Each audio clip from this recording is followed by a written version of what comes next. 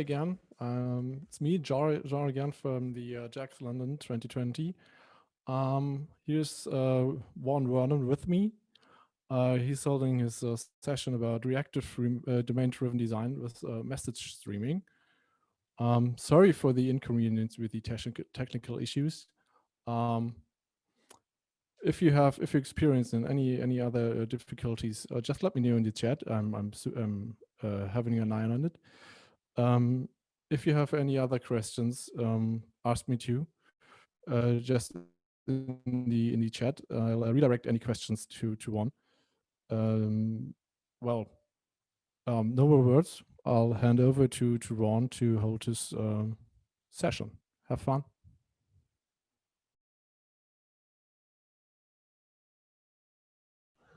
Good afternoon, everyone. Actually, where I am in Arizona, United States, it's barely 8 o'clock in the morning, a little bit after. And so it's nice to be able to join you here talking today on reactive domain-driven design with message streaming. In this talk that I've given for some time now, I've used slides normally, but in this particular talk, I'm going to draw mostly. So hopefully this will help you to get a good idea of the concepts that I'm using, and I can draw this live as I'm explaining what I'm doing, and hopefully that will help to stay engaged over this time. Actually, you will receive the slides afterward, and there will probably be some content that I don't provide today when I draw that will be in the slides, but you'll get those as well. So what I'm going to do is share my screen now, and the screen that I share should be this browser window, and please just let me know, John, if there is no, if you don't see it, but I think everybody should see this. So it just says right now, reactive DDD with message streaming. All right, so most of you know me for this part of my world, right? The DDD part. And I'm sure you also know that I've been talking about reactive for a while, and well, message streaming, you know, comes in pretty handy when you're talking about reactive, and I'll explain the reactive nature of streaming or reactive streams. So what I want to do today is walk through each of these topics individually and give you some idea of background of what each of these means. So we'll go through reactive first, and then DDD, and then message streaming, and how these concepts meet up together. First of all, I just want to mention that I've been working recently quite a bit on this platform. It's called the Vlingo platform. And the Java edition is currently 1.3.3. And this is a reactive platform, right? You can find information about Vlingo at https://vlingo.io and https://github.com/Vlingo is the Java edition, the open source Java code. And just in case you're also into .NET or otherwise, there's a Vlingo.net, okay? Now, most of what I'm talking about today takes into account these ideas behind Vlingo. Vlingo is an actor-based reactive platform.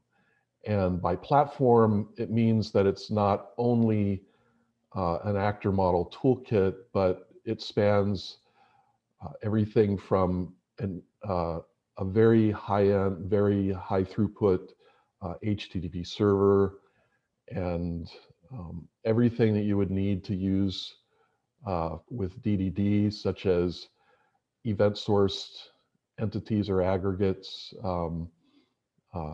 key value storage aggregates, even object-based or object store aggregates, basically using ORM or object relational mapping, but message streaming as well. So message streaming is a significant part of this. Everything within the platform is reactive. Okay, so what is reactive? Well, I'm going to display it this way. Reactive is primarily message-driven. Okay, when you are talking about reactive, there's messaging involved. And when we talk about messaging, we're talking about not just loose coupling between objects, but it's also asynchronous messaging. And due to the nature of asynchronous messaging and the overall concepts of reactive being message driven, then there are some other attributes that are supported very well. One of these is that reactive is responsive. And in being responsive,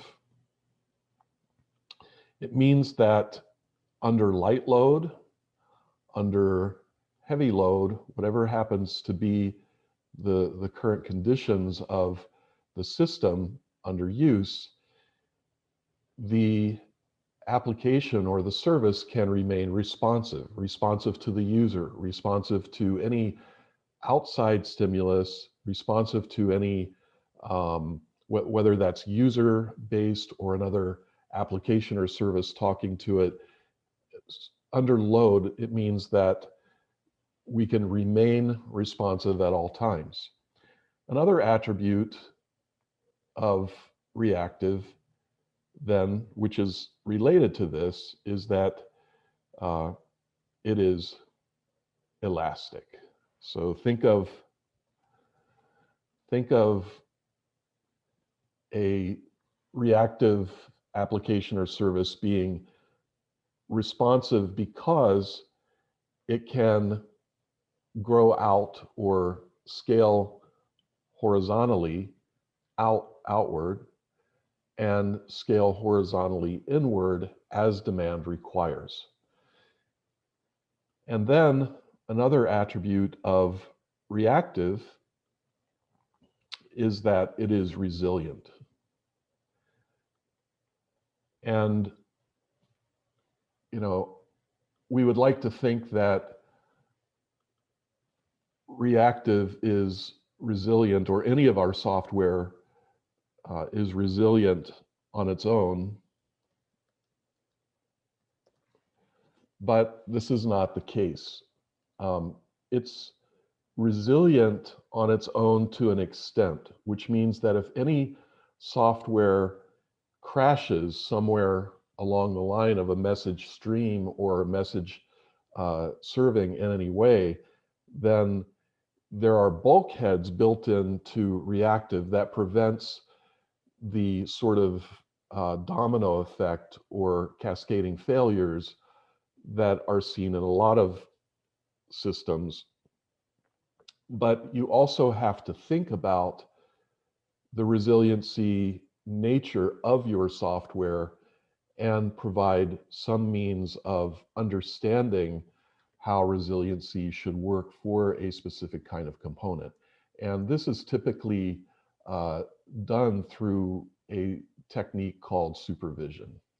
Okay, so every component has a supervisor. And because of that, first of all, the supervisor on its own prevents complete disaster, right? Cascading failure. But on the other hand, you can also customize your supervision for any given object or object type for that matter. And that supervisor can become very expert at helping a kind of object recover from a failure. And this is done also through message driven. So what we're going to do is just kind of make this message driven a bit more of a, a bigger deal in this. And message driven is the real story here. Because reactive is message driven, you get this capability of it being elastic, and you get the capability of it being responsive, and you get the capability of it being resilient. Okay. And all of these also play together. So you can think of messaging going everywhere in this diagram. So whatever the connections are between elastic and resilient, they're also helping each other through message driven and so forth. So all the way around. It's really incredibly useful to use to adopt a message-driven kind of architecture. And I have to say that most people are resistant to this idea because they consider message-driven asynchrony, concurrency, parallelism to just be sort of mind-blowing. But what I want to emphasize is that with some forms of reactive, what you actually get from, for example,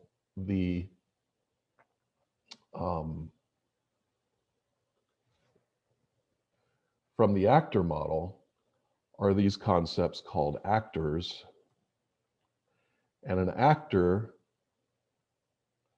is simply an object that can receive messages asynchronously. And it can also send messages asynchronously. But one thing to recognize about the actor itself is the individual actor, as in the individual object, in receiving a message is completely single-threaded. So inside this actor, you have a very safe environment to make assumptions about the state of your actor, and the state of your actor is within, it's in that sort of oyster environment as you are handling every message. And when you're not handling a message, the state of your actor is completely safe because nothing else can touch the state of your actor internally.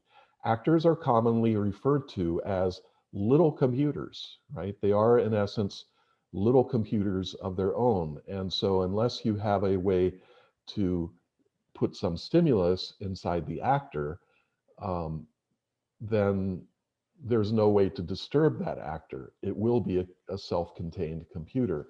And the only way to give this little computer some kind of information is you have to speak its protocol.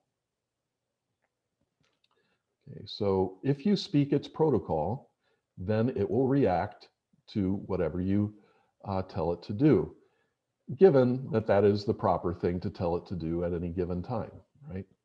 So don't think of message-driven as necessarily being this mysterious, complex thing that you might have to face. Instead, you really can count on reactive to be, quite accommodating when you're using a form of the actor model. And Vlingo is based on the actor model. So what I want to do is just give this a distinctive color. I'm going to say in this talk that all actors are round, they're circular, and we usually think of most objects in general as being rectangles, right? We think of a class, and so this is an object, right? Well, an actor is an object, but it's an object with an actor nature about it, which means it's message driven. So it receives one message at a time, asynchronously, and any pending messages are sitting in its mailbox, waiting to be handled on the next thread that's available after the current message is being handled.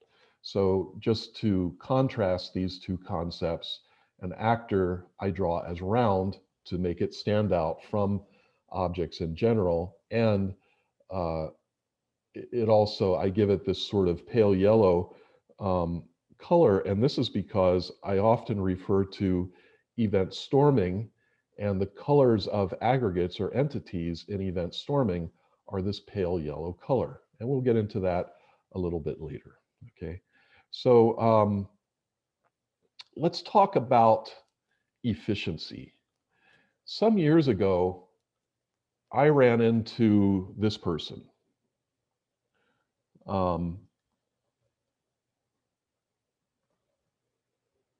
Admiral Grace Hopper. Have you heard of Grace Hopper? So she was, she's no longer with us, but she was in the United States Armed Forces, and not that, you know, this is the topic here, but Admiral Grace Hopper was one of the first women in computing, and for that matter, one of the first people in computing that goes way back. And when I met Grace Hopper some years ago, shortly after I became a professional programmer, about 2.5 years after I started programming, which would have been about the year 1985, I think. I met Grace Hopper, and she gave me a gift. And the gift that she gave me was something about like this, I'm going to say. I'm going to say it was about like that. And what that was a wire, and it was a wire of, I don't know, oh, I should have looked up my centimeters, my metric, but if you want to look it up quickly, I think it was a wire of maybe 5 inches or so. And what that wire represented was, at the time, the amount of time that it took for a signal, a single signal, to cross through a wire at the speed of light.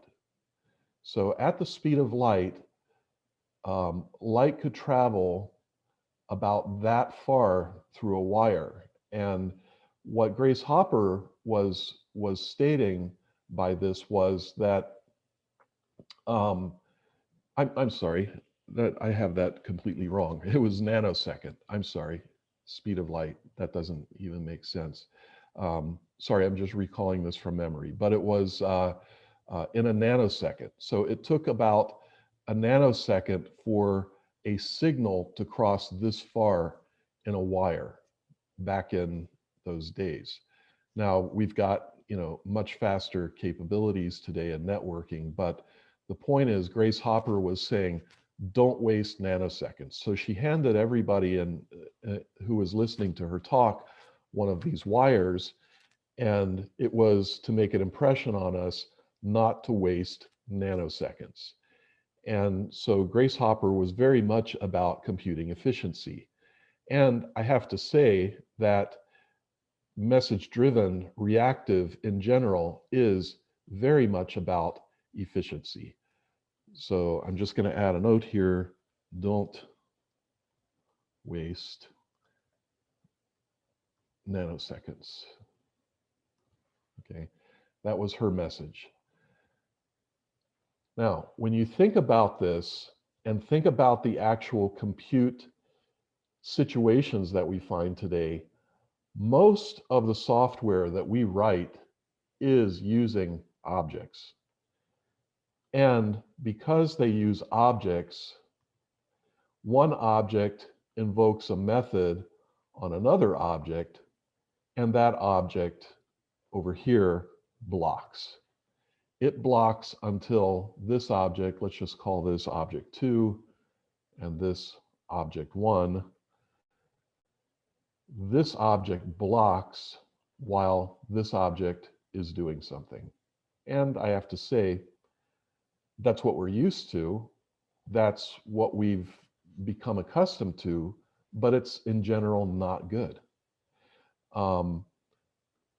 Object one should be able to continue working and be efficient, but instead, what happens is that this object will not return control to this object until it is completed with its operation, and that may go through an entire graph of objects over here and possibly even out to a data store on this side. So there could be, right, a database over here, and we're required to cross a network in between this. And because of that, there's also blocking of this object until the database finishes, and we know what that means. So in a machine today that has 8 cores, you should be able to run 16 different threads simultaneously. Of course, the operating system will use a thread every now and then, or even multiple threads, but the point being that there's context switching going on constantly, and a thread should become available to these objects. But when these objects block because of a blocking nature of software that we implement today, well, that's not a good thing. It means that threads disappear. On the other hand, when you are using actors, let's contrast this with actors or any sort of reactive asynchronous message-driven protocol, right? So let's call this actor 1,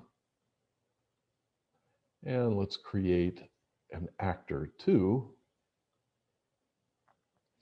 When these two actors are talking together, there is no blocking between them.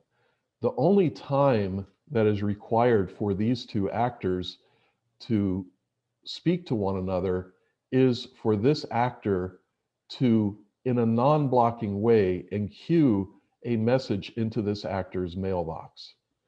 So this actor 2 has a FIFO queue, as actor 1 does, and the first in, first out concurrent mailbox implementation prevents any blocking whatsoever between these two actors. So Grace Hopper was really talking about don't waste nanoseconds in terms of don't waste nanoseconds between objects, even though when she spoke, object-oriented was just sort of being introduced to the industry. Smalltalk 80, was the first object-oriented, broadly available public release of object-oriented programming environment. And this was about 1985, so, within about 5 years, that's, what was being introduced, but still blocking objects in Smalltalk. Somewhere along the line, Alan Kay, in creating Smalltalk, was also introduced to the idea of actors, and this was far back. This was in about the year 1973 or so, when a man named Carl Hewitt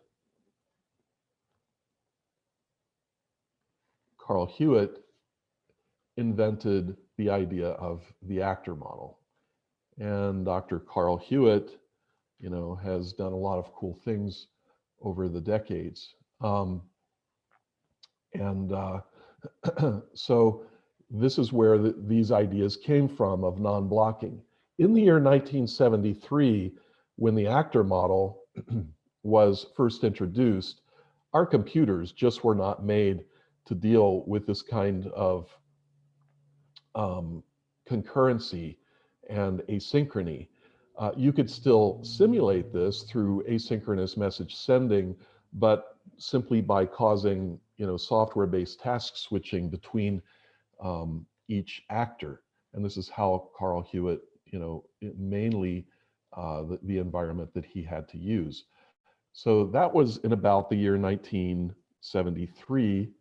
And by the time that we reached the year 2003, there was a sort of undesirable condition that occurred, and that is that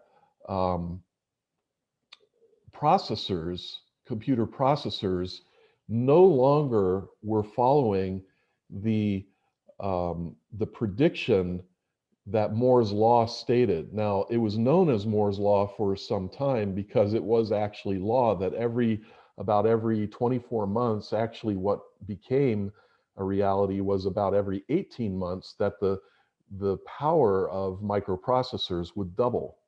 So the clock speed would double and the number of transistors would double about every 18 months, up until about the year 2003.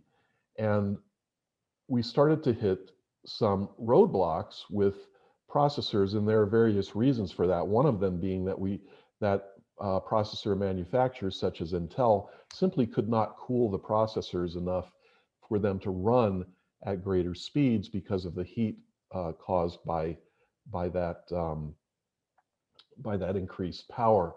So in the year 2003 or around that time, were introduced not faster running processors, but more processors. So it was not unusual to see multiple processors start to be sold within motherboards created to host 2 or more CPUs, and also the CPUs themselves were being introduced with what's called hyperthreading. So every single core processor or CPU could manage up to 2 threads simultaneously.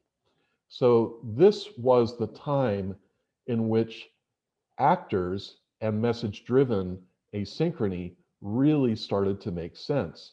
The problem is very few people realized the power behind the actor model, and so multi-threading tended to still be avoided, not just ignored as in inconsequential, but literally avoided because it was simply hard to do.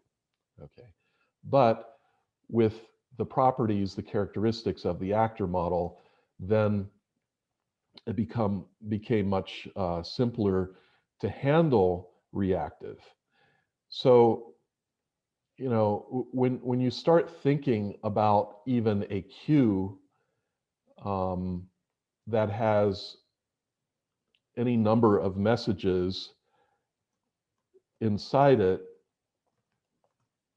and there are different objects on the outside that are attempting to read the messages off of the queue, although we can achieve asynchrony and even non-blocking asynchrony by reading a message out of a queue like this, or others may be challenged to accomplish this, what can actually happen is that 2 messages in a row or some overlapping of messages being handled simultaneously may actually cause blocking, because both of these message handlers may be trying to interact with the same object. And of course, you know what that means, that there's either going to be a race condition on this object or something has to block. So the actor model, again, is a very fundamental way to avoid that. Okay, so I think you have a pretty good idea of what reactive is. Let's move on to domain-driven design. Domain-driven design is about this. It is about a bounded context. And a bounded context is a concept that says, let's draw a boundary around a model. And typically, our model will be an object model. And so let's draw a context around, or make a boundary around, an object model, and everything inside this boundary must have a consistent meaning, a consistent number of operations that are assigned to these objects, and business rules around them, such as when this object is mutated, what must be the state of that object after the mutation occurs. But almost more importantly and fundamentally is, what are the names of these objects? And what are the names of the things that they can do? And I mentioned Smalltalk before, and Alan Kay. What Alan Kay said is that the real important idea behind objects was actually not the objects themselves, but the messages that are sent between objects. And these messages are important because they communicate the conversations that a business has about this object and how they collaborate. So these are the nouns and these are the verbs between them. And as Alan Kay said, that his initial, ideas behind the object-oriented idea itself was loose coupling, late binding between objects, and message sending between them. And he said that asynchronous messaging was, after all, within his sights as well. So even if we are using a plain object model, still the messages between the objects are extremely important. Not sure what happened there. So we have to think about those, and this becomes altogether within the bounded context what is known as the ubiquitous language. Okay, the ubiquitous language. And then within DDD, we tend to have multiple of these bounded contexts, and this will be known as, let's say, the A context, and this might become known as the B context. And let's move these out of a bit of arbitrary nature, and this will be called the risk context, and this will be called the rate context. And if we're thinking in an insurance environment, this is a context that is responsible for calculating risk.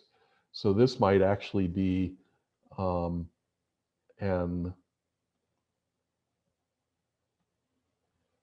assessor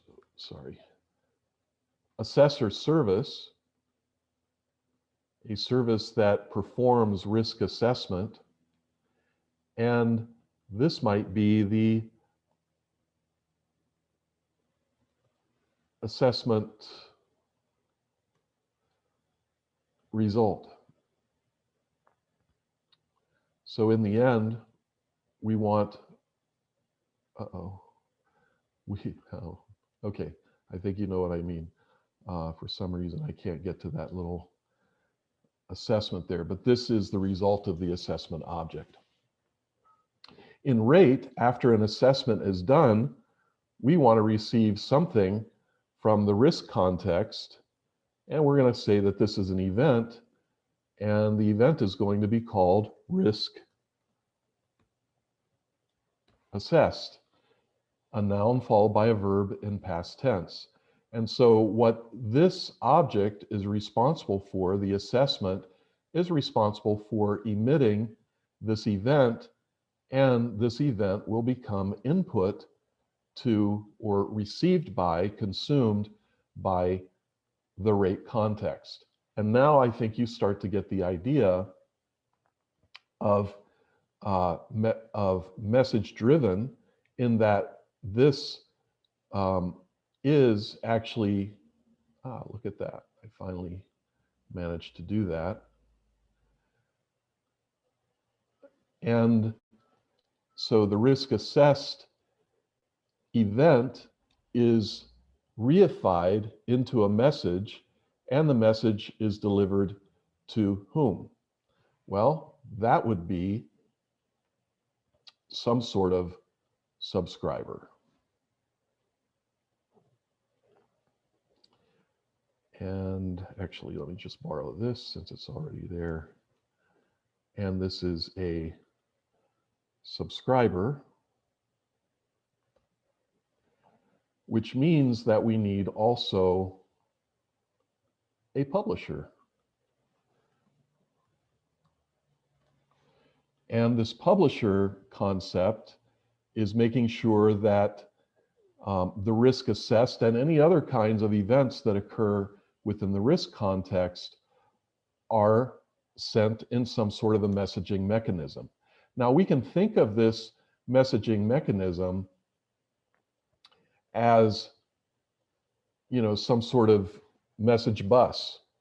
So that might be on AWS, SNS, SQS, maybe RabbitMQ on Google Cloud Platform that has a very, very high-end implementation of RabbitMQ and so forth.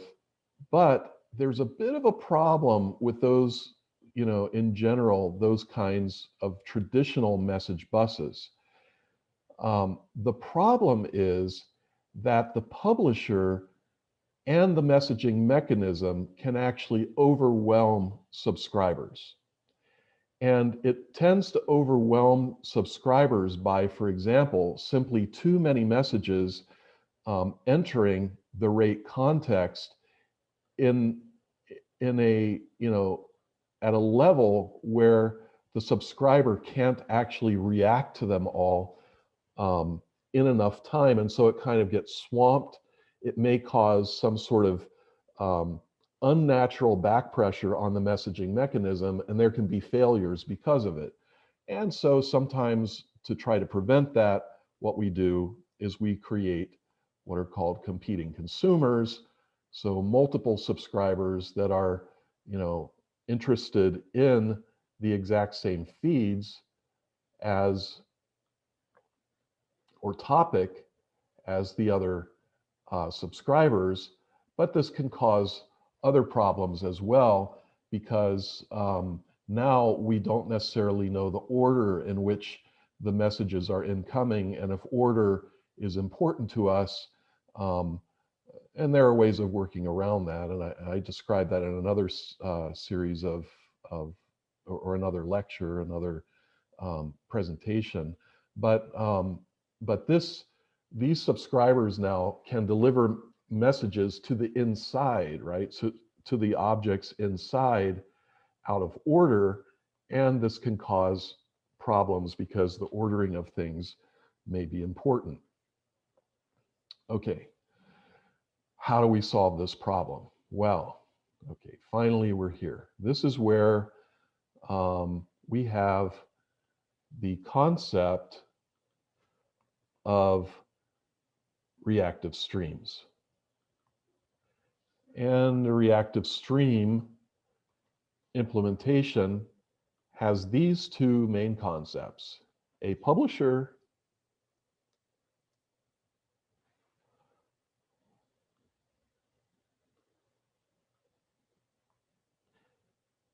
and a subscriber.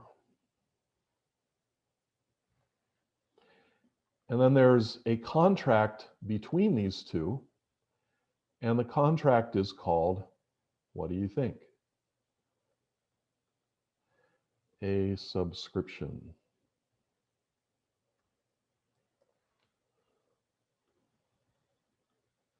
So subscription is the contract between these two. And so you say, okay, what's the big deal? We were talking about PubSub over here. Why is this so much better? There's a major factor that makes this a more amiable environment for subscribers, because subscribers can prevent being overwhelmed by the flow of messages that are incoming into it. So think about, potentially millions, billions of events that are occurring over time. And again, this subscriber can easily become overwhelmed as it's trying to deal with one or just a few events internally. It can be overwhelmed. So what Reactive Streams provides is this means for through the subscription, actually, let's copy this up here and say that by means of the subscription, the subscriber can create what's called back pressure.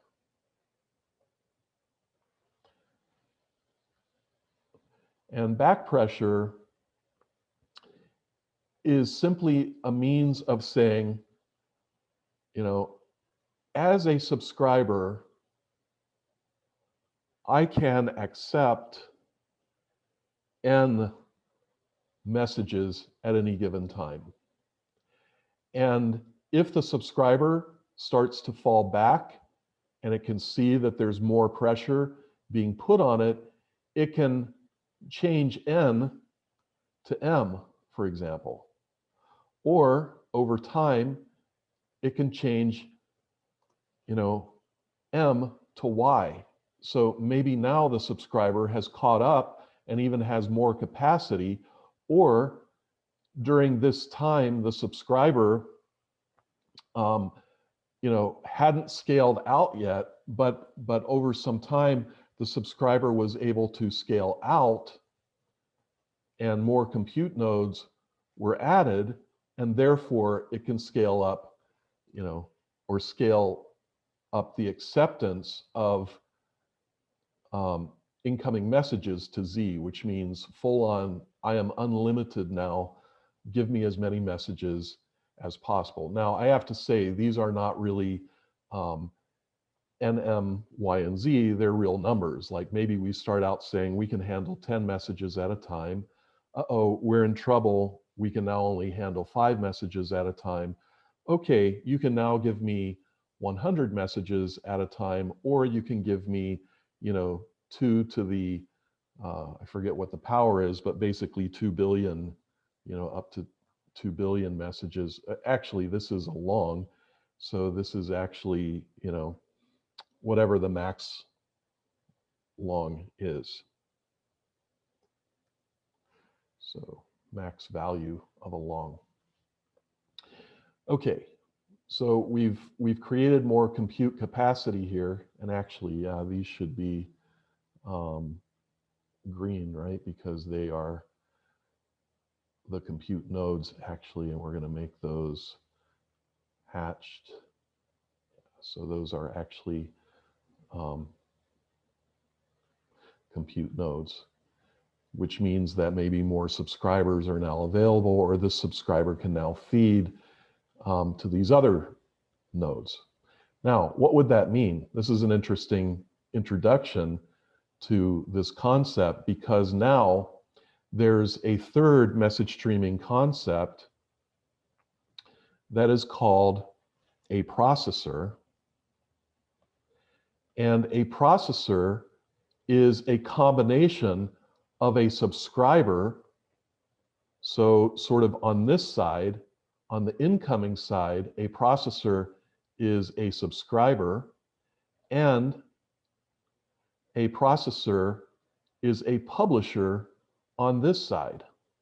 Okay, so let's say that this concept here is no longer just a subscriber, but it is a processor. And so what it can now do is it can look like a subscriber to this publisher, the originator, as in, this this over here being the risk context. And let's just, give it some actual context here. Right, so this is coming from the risk context, and this is going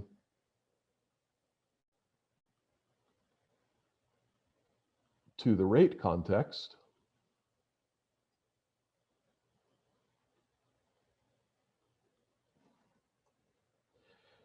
Okay, now this is a processor,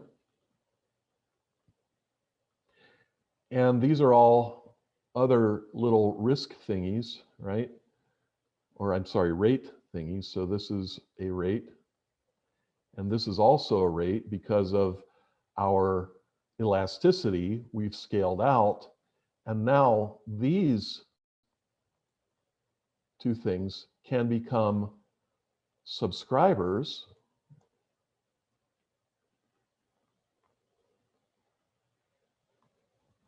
to the other side of this processor, which is what? A publisher. So now this publisher can publish in an intelligent way, perhaps using hashing, saying, oh, I know that this specific identity on this event, okay, so let's just put a little ID on there. That identity on that event is going to be handled over here, and identities of other that hash otherwise are going to be handled over here. So this is, in essence, what is reactive streams. So everything is publish, subscribe as you're used to, but adding in this quality of back pressure into this means that we can avoid being overwhelmed. And of course, these two can also put back pressure on their publisher to prevent any sort of, overwhelming circumstances, back here. Oops. Okay, I want this to stop. Yeah. Okay, you get the idea. So I think my time's about up, and we have time for questions, but this is the idea behind reactive, DDD, and message streaming. And I hope this was helpful to you in understanding. And if you want to try these things out, the Vlingo platform is available, open source, completely free to use. It's distributed under the Mozilla Public License 2, which is permissive but requires modifications to be given back to the donated back or contributed back to the originator of the license, which is a little company called Vlingo Labs. And if you'd like to join us in our efforts, we'd welcome you to do so. Okay, so are there any questions? Thank you, Vaughn, for the talk. Right now there are no questions, but I'd say we'll give our participants a few moments, hence the delay.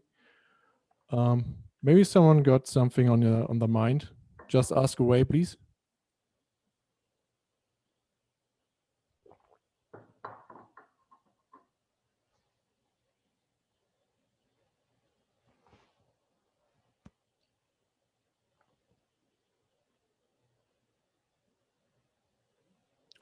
Okay, well, that doesn't look like it's like there's something coming.